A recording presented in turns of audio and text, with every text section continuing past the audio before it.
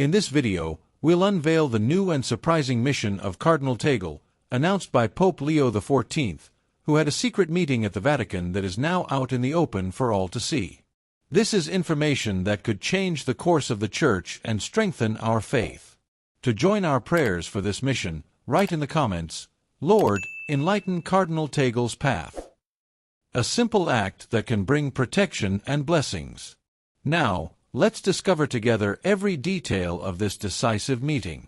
It was early morning at the Vatican, and the silence of the papal chamber was broken only by the soft sound of pages turning in a Bible.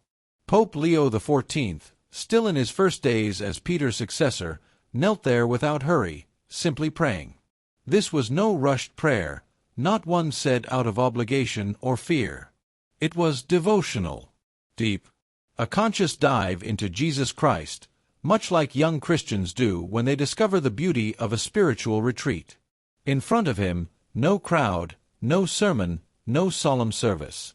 Just him and God. That moment was not just about faith, it was about listening. Pure spirituality, a kind of silent worship that needs no stage, only surrender. And it was in that silence that a simple gesture took on prophetic weight. He picked up a small rosary left on the table. Such a commonplace gesture. Yet in that instant, it seemed to trigger something in heaven. Holding that prayer tool between his fingers, the new pope was flooded with a childhood memory. His grandmother, a woman steadfast in faith, who prayed the rosary every morning before leaving for work. He remembered how she taught him, as a boy, about the value of sincere worship and words spoken on knees. Faith wasn't just doctrine, it was practical life. It was how she treated neighbors, how she gave joyfully despite having little. That spirituality he witnessed in childhood now echoed in his mission as the Church's leader. As St. Augustine said, God speaks in the silence of the heart. And Leo knew how to listen. There, far from cameras and protocols, he discerned something that would change many lives. Because in Christianity, great revolutions don't start with crowds, they begin with a surrendered heart. That seemingly insignificant gesture, holding a rosary, awakened in him an urgent call. The Church didn't need more theatrical speeches or flashy institutional strategies. It needed to return to the Gospel's essence. It needed leaders who weep in secret, who fast in silence, who seek direction for a hurting people through Bible study.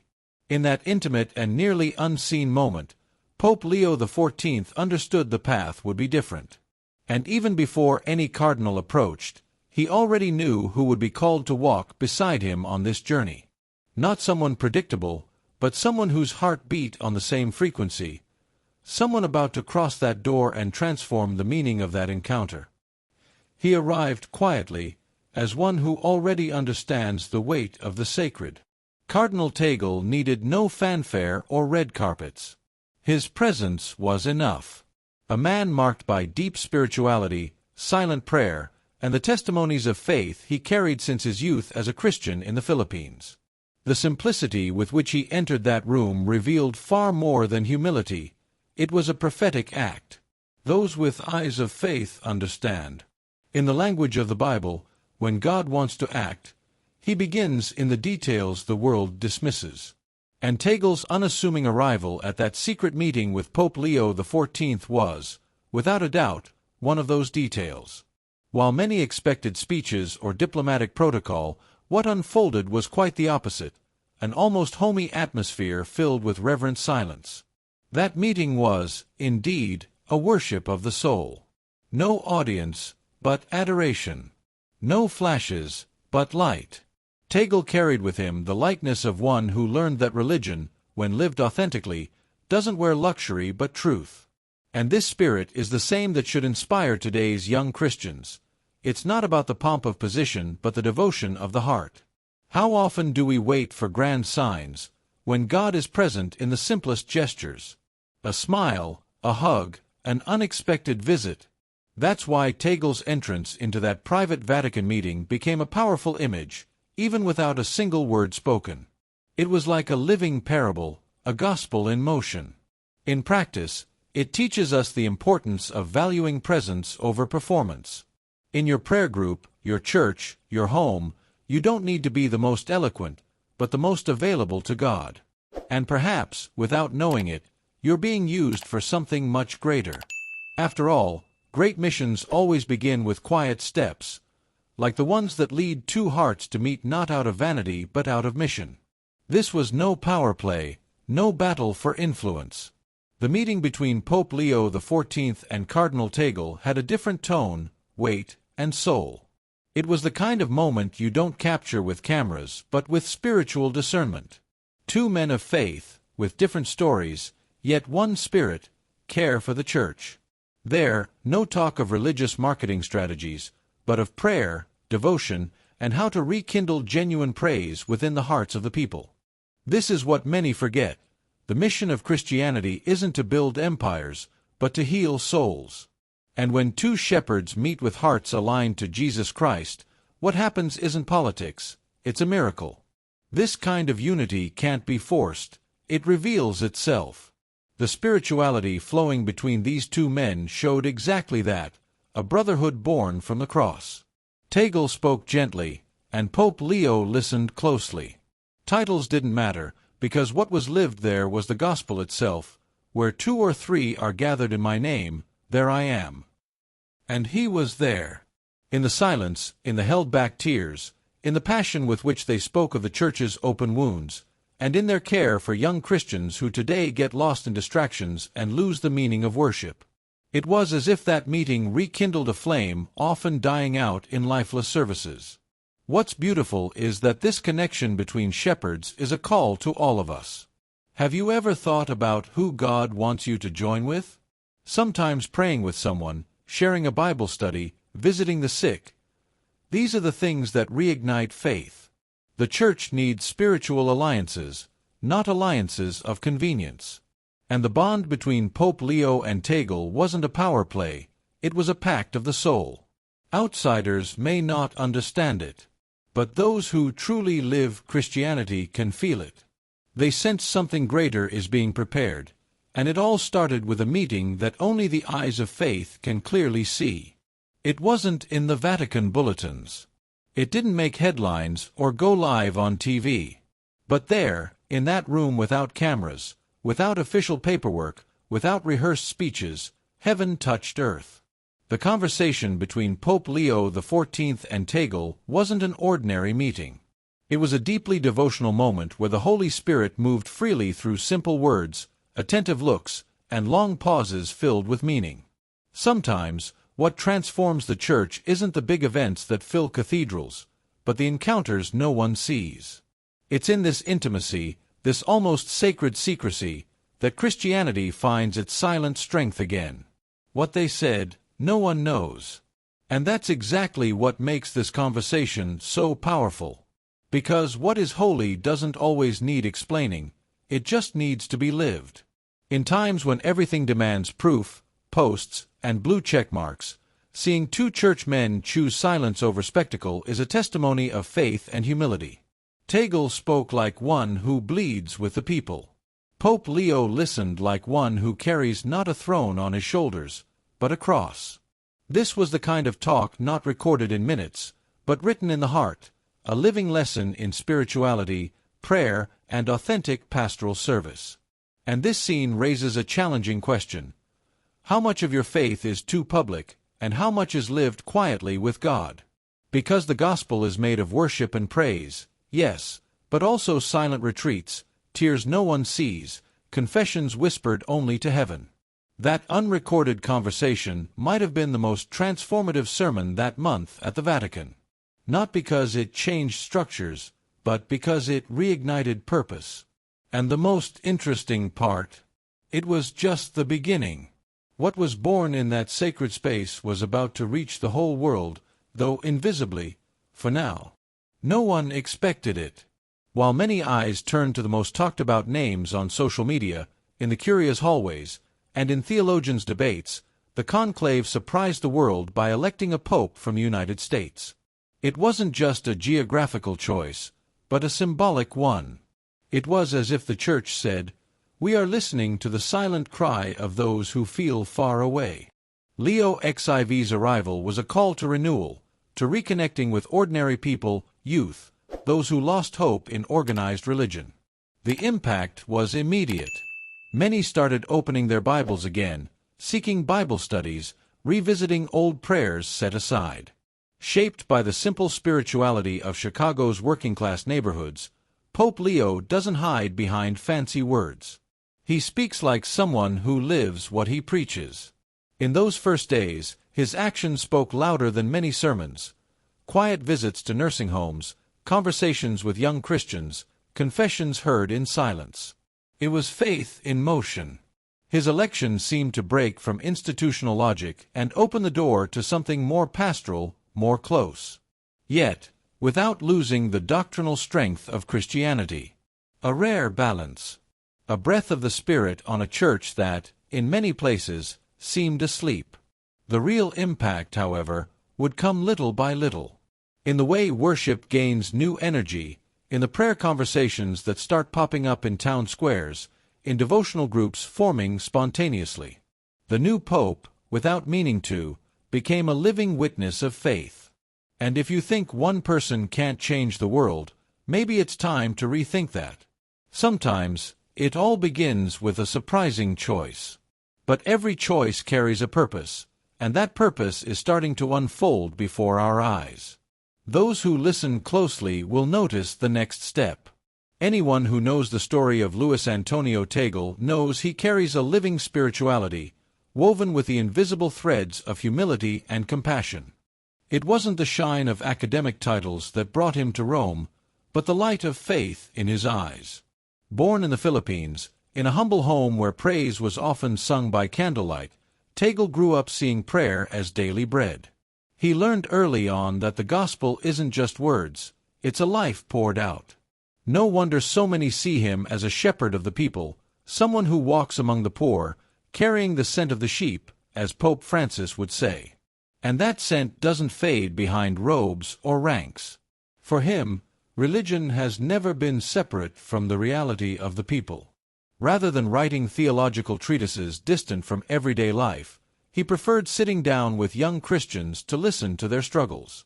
During humanitarian crises in the Philippines, it was common to find him among the victims, offering not just comfort but presence, that presence that evangelizes without a single word. He understands that spirituality is action too. Faith without compassion becomes empty theory. His sermons use simple words, but they carry deep truth.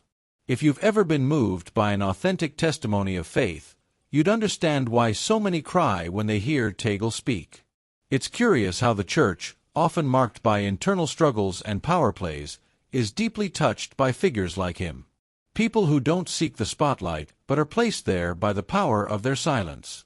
Who don't ask for authority, but carry it with the weight of integrity. Tagle isn't just a cardinal. He's the gospel incarnate. Perhaps that's why his path crossed so providentially with Leo XIV's. Like two candles lit by the same flame, and that flame still burns, preparing the next step. Pope Leo XIV learned the language of silence not in the golden halls of the Vatican, but on the dusty trails of Peru, where the sound of faith was often the whisper of the soul. While many fret over the noise of the spotlight, he chooses solitude as his devotional practice. This silence isn't the absence of words, it's pure presence. It's in that quiet space, free of distractions, that he hears Jesus' voice most clearly. He teaches that sometimes the most powerful prayer is the one said without moving lips. And it's there, in that place of spiritual stillness, that a leader after God's own heart is formed, someone who doesn't just react, but responds with wisdom. In a time when leadership is often confused with visibility, Leo shows that true authority springs from listening. He listens to the Bible with care, listens to the cries of the people, listens to the Spirit. This listening is not passive, it's active and full of discernment. How many of us have made wrong choices because we didn't pause, breathe, and listen? He reminds us that silence is not weakness, but discipline. That before stepping up to preach a sermon, one must first descend into the heart and cultivate silence. It is in the soul's silent worship that the strength to face the world's noise is born. When Tagle saw this trait in Leo, He recognized not just a leader, but a brother in faith. Someone who understands that Christianity doesn't need to shout to be strong. Someone who knows deep spirituality is built in hidden places, like roots that hold up a tree. And when two hearts like this meet, something changes, not just in the church's structure but in the soul of the people. And it is in this silent space, where praise needs no instruments, that the true purpose of their meeting begins to take shape. When two leaders meet, the first question many ask is, what's the plan? What's the political game? But in the case of Pope Leo XIV and Cardinal Tagle, what brought these shepherds together was something very different. A spiritual harmony, a devotional calling that goes beyond any ambition. They sought not strategies for offices or administrative battles, but communion in the mission Christ entrusted to the Church. This kind of alignment is rare and precious because it springs from genuine faith and deep prayer, not from formal negotiations or ceremony protocols. It's like when, in a Bible study, all the young Christians feel the same inspiration and know they're walking together, even without many words. This spiritual communion is what strengthens the Church in times of trial. While many leaders get lost in bureaucracy, Leo and Tagle reaffirm that true worship is pastoral care, a testimony of faith amid the world's wounds. It's not about competing, but about coming together in praise and worship, putting spirituality above personal interests. It's an invitation for every Christian, every church member, to understand that the gospel calls us to walk side by side, being a living church, not just an institution. In practice, that means praying together, supporting social causes, and opening worship to those who need it most. Though discreet, this encounter is an example that goes beyond the walls of the Vatican. It's a lesson for all who attend Bible studies and weekly services. True spirituality unites, it doesn't divide. When young Christians, pastors, and faithful come together with open hearts, without seeking advantage, transformation happens. And it's precisely this harmony that creates fertile ground to address the wounds the Church carries, a theme that naturally arises in the conversation between Leo and Tagle, revealing the next step of this sacred meeting. The conversation between Pope Leo XIV and Cardinal Tagle went deep into the wounds the Church faces today, reflecting the reality of a Christianity in transformation. They spoke about the emptiness of churches in the West, where secularization and skepticism shake people's faith, causing a painful distance from the heart of the Church.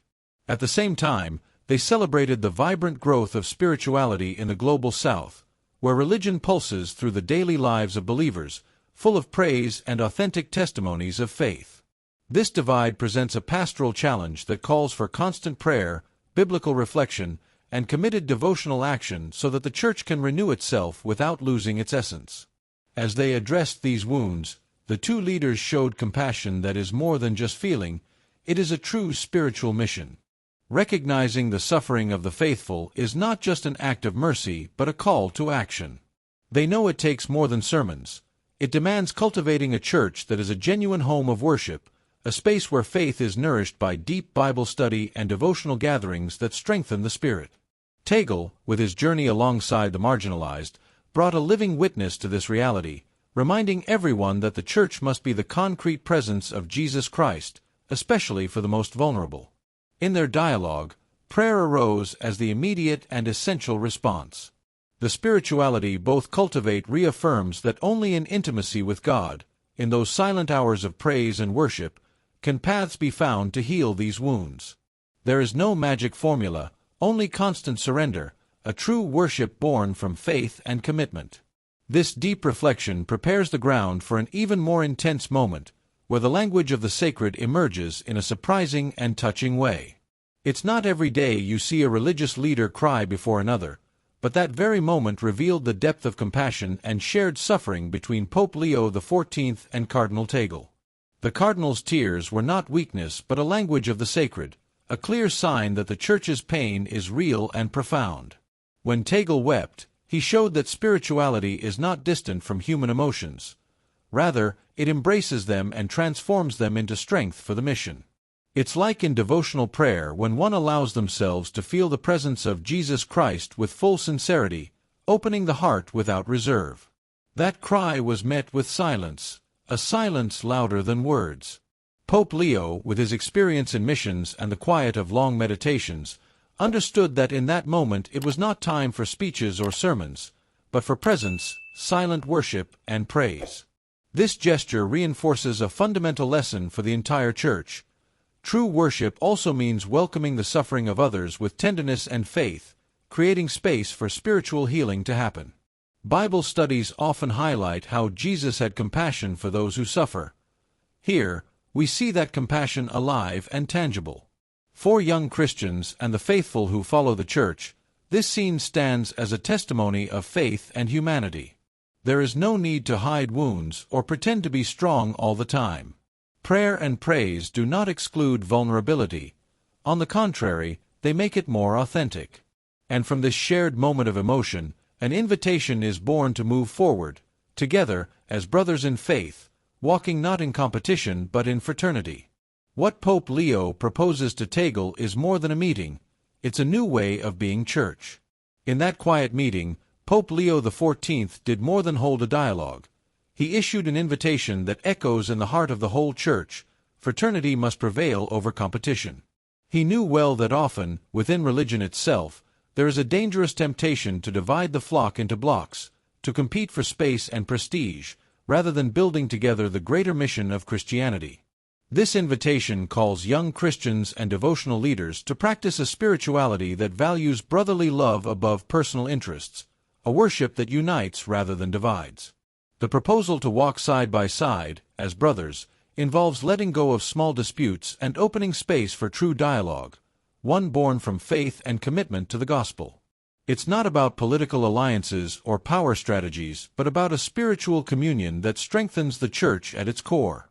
Pope Leo and Tagle, in their meeting, showed that true leadership arises from service and humility, and that worshiping the Lord is only complete when lived in community, in shared praise and prayer, encouraging the spirituality and growth of the faithful.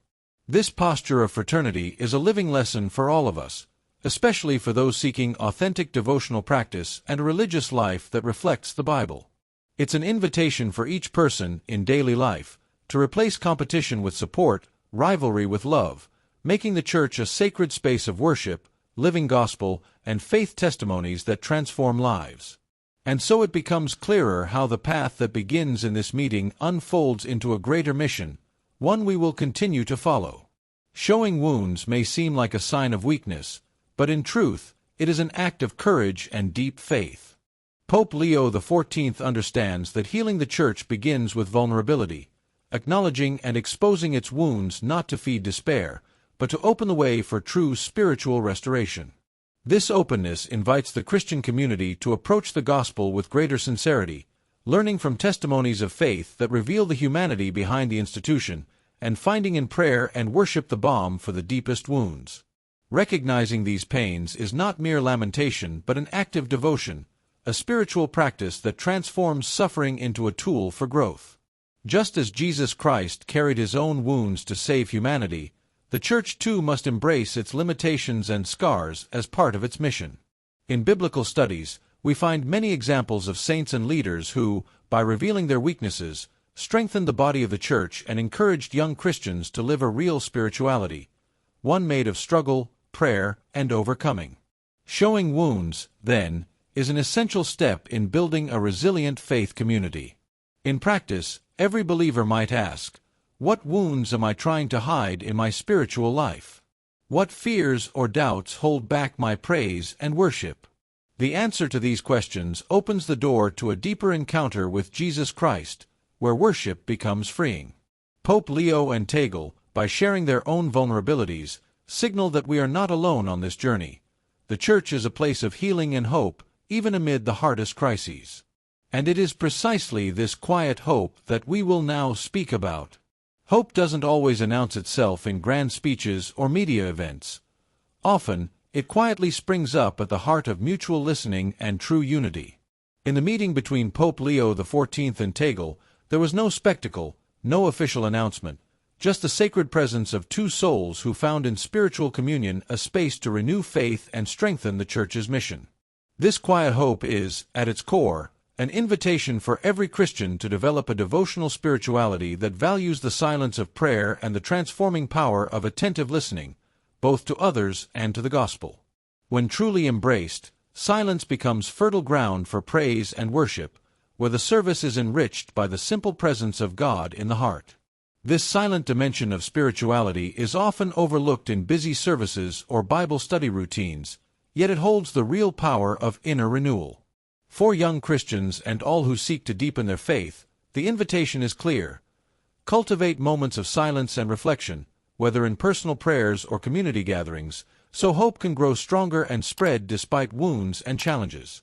This quiet but steady hope reflects the true face of the Church, not a perfect institution, but a living body in constant transformation, guided by Jesus Christ and nourished by prayer and faith testimonies. The seed planted in this encounter between two pastors reveals that, even without grand announcements, the future can be rebuilt in every small act of brotherhood and humility. And it is this step-by-step journey that helps us better understand the roots of this mission, which begins in the simplicity of childhood and the spiritual formation of Pope Leo. Pope Leo XIV's childhood, born in Chicago, was marked by a simplicity that deeply shaped his view of mercy and pastoral care. Growing up in an urban environment filled with social challenges taught him early the value of humility and closeness to others, essential for someone who carries the responsibility of leading the Church. This spiritual formation, intertwined with daily prayer and devotionals, created fertile ground for his faith to blossom authentically, far from showiness, always focused on the mission to serve. In this context, Pope Leo learned that true leadership is not imposed by power, but by example and by attentive listening to the suffering of others. He encountered simple communities where praise and worship were natural expressions of a living faith, even amid hardships. These moments became the foundation for his pastoral style, which favors human and spiritual connection with the faithful, especially young Christians, to whom he always dedicated attention in services and sermons. Learning to love and care for these small communities was, without doubt, a pillar of his journey. For those wanting to deepen their own spirituality, Leo XIV's childhood invites valuing the small daily experiences of faith, a silent prayer, a simple devotional reading, an act of kindness. Like him, we can build our spiritual foundation on what is humble and steady, cultivating love for the gospel and the Church in every gesture, every praise, and every Bible study. Speaking of formation, Tagle's story reminds us that different paths can converge on the same purpose. Growing up in a poor home, yet immersed in deep piety, was the soil where Tagle's faith bloomed with intensity and tenderness. From childhood, prayer was part of the family's daily life, a true devotional that taught not only the words of the Bible but love lived through concrete actions. This sensitive upbringing, shaped by close contact with the marginalized, molded not just his spirituality but also his pastoral commitment, a faith testimony he carried throughout his life, especially in ministry with those most in need. It's striking how, for Tagle, religion was never something distant or merely theoretical. It was a living experience, a daily conversation with Jesus Christ, filled with praise and worship even in the simplest moments. This organic relationship with spirituality also showed in his Bible studies, which he embraced with humility and passion, always seeking how he could better serve the Church and the gospel. Childhood, then, wasn't just a time of formation but the foundation for genuine pastoral leadership centered on love and compassion. For young Christians and anyone wanting to deepen their faith, Tagle's story is a powerful reminder. True spirituality grows from the blend of prayer and action, silent praise and active service. It's possible to start small, setting aside a moment each day for personal worship or getting involved in local social work. This balance is what sustains a strong faith, capable of transforming both one's own life and the community around. And so, along different paths, the journeys of Tagle and Leo meet in Rome, revealing something much greater. More than a historical stage, Rome became the place where two unique journeys intertwined to form a common mission. Pope Leo XIV's missionary path, shaped by urban challenges and quiet pastoral practice, crosses with Tagle's theological and spiritual journey, born from sensitivity toward the poor and simple devotion. These two distinct paths, though marked by very different realities, converge in a providential complementarity that strengthens faith as a unifying and transforming force within the Church and Christianity. Their meeting in Rome is not just a historical or institutional event. It symbolizes the alliance between tradition and renewal, between deep scripture study and living the gospel daily, especially among young Christians. It's in this convergence that true pastoral care shows itself, through a spirituality that goes beyond words and translates into acts of praise, worship, and faith testimonies that touch the most troubled hearts. This complementarity reveals that the Church's strength lies precisely in the diversity of experiences and the shared commitment to the evangelizing mission.